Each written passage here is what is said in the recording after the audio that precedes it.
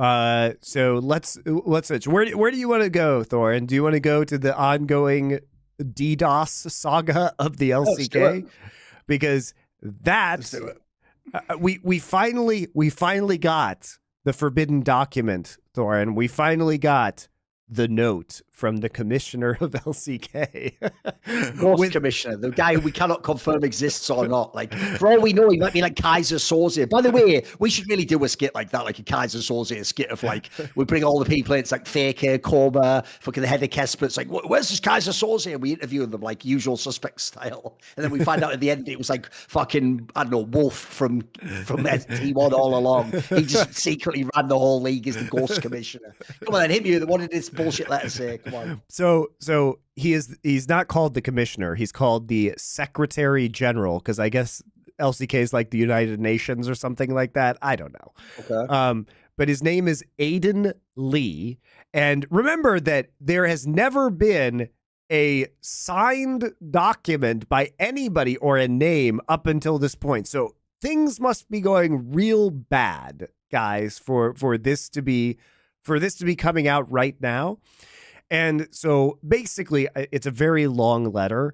So basically, he says that they recognize that the attacks against famous streamers over the past few months, the attacks against the LCK are different in pattern and scale, because there have been talks in the community that individual, pro players or streamers have been getting DDoSed as well. They have been investigating, Riot has been investigating the attacks against the streamers also, is kind of the thrust of it.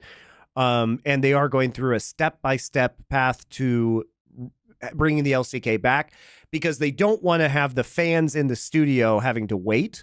So basically, if you guys haven't been caught up with LCK this past week, they were not announcing when they were recording the games, because obviously if they announced when the games were being played, then they might get DDoSed again by the same person who would know that those games are going on. So they actually moved the start time of the games to earlier. This is what Wolf was saying on our show. Obviously, he was non-specific because nobody wants that information to get out there. But basically, they were doing it earlier in the day, and then they were doing pre-recorded broadcasts later in the evening than typical. So now what they're going to do is, apparently they did have several attacks during the pre-recorded broadcasts, but the protective measures have worked. So they may have solved the issue, is what they're saying. And so they are going to move the pre-recorded broadcast time back to the normal time of 5 p.m. So what I think they were doing, guys, is they were trying to make sure the games were played. And this is actually probably the best thing they could have done, was that they started the games earlier in the day and then showed the pre-recorded broadcast later than the original broadcast time. So they had a massive time window so that if the DDoS started, they would still have time to finish the games before then, because otherwise they would be hitting up against their normal broadcast time. So they actually delayed everything by like 3 hours later. And so now they're going to start the games at the normal broadcast time when they should have been on originally, because they're confident at least that they can get the games done by that point in time and ready to go onto the stream. And they also said, in addition to the additional protective measures, we will still be introducing a more reliable system at LoL Park. We had hoped to implement it sooner, but realistically, the conditions require more time. So apparently, I think that means that they might be bringing the tournament server to LoL Park itself, but they're not going to say that because they don't want people to steal the tournament server, because it has to be protected 24/7, as I discussed on the last show that we did. And then basically they want to start doing these without audience so that nobody's like waiting. So they're basically going to be like, the 3 steps are this: pre-recorded matches at the normal time, then live matches with no audience at the normal time, and then live matches with audience again. So we're starting, I guess, this week with the phase where we're still doing the pre-recorded matches, but they happen at the normal time. Seems like a pretty reasonable plan. I'm glad they put somebody's fucking name on it. All looks good to me. But I have to imagine, Thorin, that the only reason that this is happening, and the only reason why a name is attached to this now, is there must be some insane pressure on them from outside. And remember that the teams were very angry earlier this year about the shitty way that the LCK was being run and how much money they were losing. So they're probably getting a bunch of clap back from the teams who are asking them why their networks are so insecure. And then on top of that, Thorin, what's been going on is the viewership has been in the toilet for LCK. So by moving the times and having the pre-recorded games, the viewership has gone down an enormous amount. And the other thing that's probably happening is the sponsors are probably pissed because they are paying for certain numbers that have gone way down and a certain product, and they're not getting that anymore, right? They're not getting the numbers and they're not getting the deliverables that they were promised. So I think there's probably pressure from the teams, from the players, and from possibly the sponsors to rectify this, and that's why this statement is coming out. But it is clear, and I'm glad they have a name attached to it. There's a cultural angle that I actually think people from the West won't understand about this, which is one of the reasons why Korea is such an excellent country, but also has such tragedy associated with it, is manifested in many aspects of their culture. It's why you see, on the one hand, people are incredible students and doctors and very, very hard subjects, but also people who are trying to do those things kill themselves. It's why they have this insane, like, pressure cooker environment and atmosphere in their culture. And one of the ways it manifests, like, as you can see by that example, is they demand extreme competence. And when I say demand and extreme, I mean those words, because I'll give you an example, Monty. If you even want to take a different lens of like the same prism of like culture, but a different aspect being pushed through, when I would even just go, when I lived in Korea, to have like food in just a restaurant or a bar, sometimes even just a bar, by the way, where they're just giving you chicken wings and beer or something. Bro, when I would have my Korean girlfriend with me, she would go so fucking mental over the most minor things. Like if that person who was the serving like waiter person didn't come like instantly, she would go mad. If they like did, if everything wasn't as clean as she thought it would be, she would go mad. And basically, I remember saying to her even like, but like, you know, it's not that big a deal, is it? She was like, no, it should be like this, though. It should be better. And I remember saying, like, yeah, but how could like it run like that? She said, no, that you have to understand there's a lot of competition in this city. Like, we could go to any other place. I could take you to a place that's cleaner here, and they did it here, and they bring the food on time. And basically, the default in their culture for real was everything should be exactly the way it's supposed to be. Yeah, the service expectations are huge. I'll tell you another quick story, a similar story. One time, right, at like 10:30 or something, someone next door was like playing music or something. And the same girl told me, like, we'll call the police or something. I was like, no, come on. I was like, you know, you maybe go knock on the door and ask them to put it down, but and also maybe it's one off, maybe they're having a party or something. And she told me, no, at my old apartment, like they were doing drilling sounds at 11 p.m. So I just called like the city council basically, and then they got them to stop doing it. And I was like, what? Because like that, if you're in the West, by the way, they wouldn't even if they picked up the phone, they would never do anything. Like they just fob you off, and they'd go, well, you know, we have to get it done by next week, or sorry about that, we'll try and keep this. They just tell you some bullshit. So basically, in their culture, not only do they have this expectation, but people have to actually live up to it. So I actually do get completely in this case, Monty, why actually for all the teams and even the fans, this is totally unacceptable. Their vision is Korea #1 for real and with the best. Remember, we're supposed to be a super technological country. We're all in Seoul here with mega internet, amazing servers. We all have zero ping. There's another thing, guys. They're not used to ever having ping or lag. If you live in Seoul, the joke is like Faker does think 30 ping is too much. Faker thinks this is real. 30 ping is unplayable, guys, because he's played his whole career on like 2 ping. He thinks any ping is unacceptable. So if you understand like the level they're at of where they expect things to be in terms of execution, it's right up at the top. So any issues would be bad enough. And this is obviously really embarrassing because, as you say, Monty, it's shaded into everything that's being said that there is no actual fix on the horizon yet. No one knows how they're going to stop these people doing this. And it's even implied to me, and this is the really disturbing part,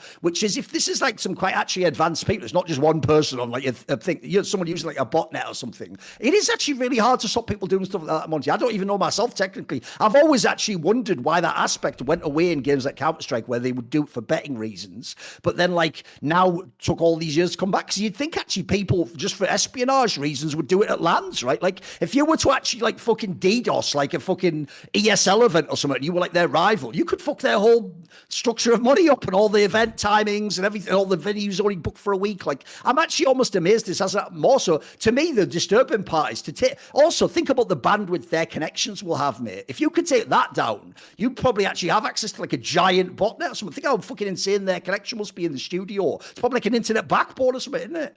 Yeah.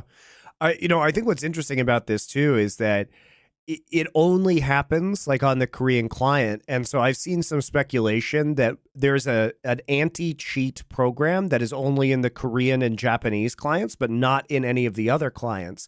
That may got the backdoor in maybe or loophole or something. That may be giving away people's IP addresses. Right. Because it has to be something that's only like in the Korean client, because we're not seeing this in other parts of the world. We're not hearing about this from China. You've explicitly said that like Chinese servers weren't affected or something, right? Didn't somebody even say something like that? Like because one of the Korean streamers, when he started playing on the Chinese server, the DDoSing stopped. Right, there you go. Right, and this is a guy, according to Ashley Kang in the tweets that I've read, who had like moved, changed ISPs, like done everything, but he kept getting DDoS, which is very weird. And so it's a vulnerability. I'm always being an asshole, Monty. So my joke is, what did Ashley Kang ask? Hey guys, tell me what times you'd like the LCK to start again. So whatever, I'll always be who I am, mate. Keep going. But I think that if it's the same vulnerability, then it must be something that only exists within the Korean client.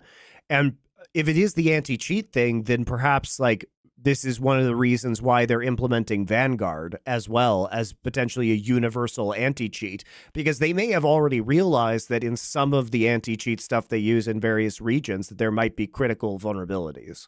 But who knows what it is? It's a very strange problem, and it's not happening in China as far as we know. It's not happening in North America. It's not happening in Europe. It's just been happening in Korea and possibly Japan, I guess. Yeah, it's rough. And, I think the games have probably been affected by it. If the pro players are having to get up like really early or disrupt their schedule, it may be affecting the quality of the games. I mean, KT versus D+ was a complete shit show fiesta. Terrible series, terrible. But yeah, especially the result. Especially enough about our bets. We took it on the chin this week. We'll get to that later. We'll get to that. The fraud off was real. I mean, both teams came. Of course, they both are frauds. Is the answer. But the joke of that game is that game deserved to be DDoSed off the internet, but sadly we actually had to watch that one. So I wish I could unsee it. I wish I could unsee it. So we got Gen G versus T1 this week. We've got some good shit on the horizon in LCK. But yeah, it's just a tiny little startup company, Riot Games, that just only made a game, a little daughter clone. Didn't realize that you can get anybody, including your pro player, on a private server's IP for some reason in the Korean client. Not sure how that happened, guys. Weird. Also, by the way, another reason you better fix issues like this is because this is a terrible look for esports. Remember, when we're telling people to invest in esports, we don't tell them stuff like this can happen. Like, yeah, at the end of the day, it's true that it can rain during a Super Bowl, but not because someone maliciously forced it. Well, I'd have to get into a whole thing about weather manipulation there. But no, let's imagine that people can't control the weather, Monty. In that case, the weather is here or there by a god. So, no, it's true, though. Like this is actually something where, like, how are you think about this. They've already got enough problems with LCK. We have to at least be able to run the games. And the idea that the fix is, let's just make it so you don't know when the game's happening. Like you say, for viewership, that can't continue. That will kill the whole league dead. If we don't even know when the matches are. No, they do know. I mean, they announced when the matches are. Well, that when they didn't know was a nightmare. Yeah, they did it. And like the 6-hour delays or whatever, right? I mean, the other scary thing is like when you're pre-recording these matches, Thorin, there could also theoretically be match fixing, which is another. I mean, let me put it this way. If I am on one of those teams, Thorin, and I know the result of my game that just happened, but I can still bet on the result of my own game. Think about that. Like, because famously, that was done in Counter-Strike by the legendary Pauls of Virtus Pro. They once did that in an online tournament. They had to do like a match that was going to be pre-recorded, and then they went and tried to bet on themselves when they knew the result. Yeah, and I'm sure the books are like the sites are closing the matches early, but it is because they don't announce when the games are being played. If the games are being played very early in the day, there's a possibility that there's still some like betting shenanigans that could be going on, either from the teams or from staff at the LCK who know the results in advance. So it's a pretty terrible situation. And like, I just, knowing the history of Koreans and betting scandals, it makes me concerned about what the temptations of this scenario are, because clearly, if you know the results in advance, you may be tempted to use that information on betting sites that aren't quick enough at closing the books in time, because they don't know when these matches are happening, because nobody knows when they're happening outside of the teams in the LCK itself. All I'm going to say is this, guys. This is a joke. The next thing I'm about to say is just a harmless joke. But all I'm going to say is, if somehow Kingen and Pioshik were involved in a betting ring, they would never be able to play again. So I'm not saying what anyone should or shouldn't do, or what I would like to happen. But I'm just saying, if that happens, then I don't have to watch them play anymore. So, you know what? You know what? What can I say?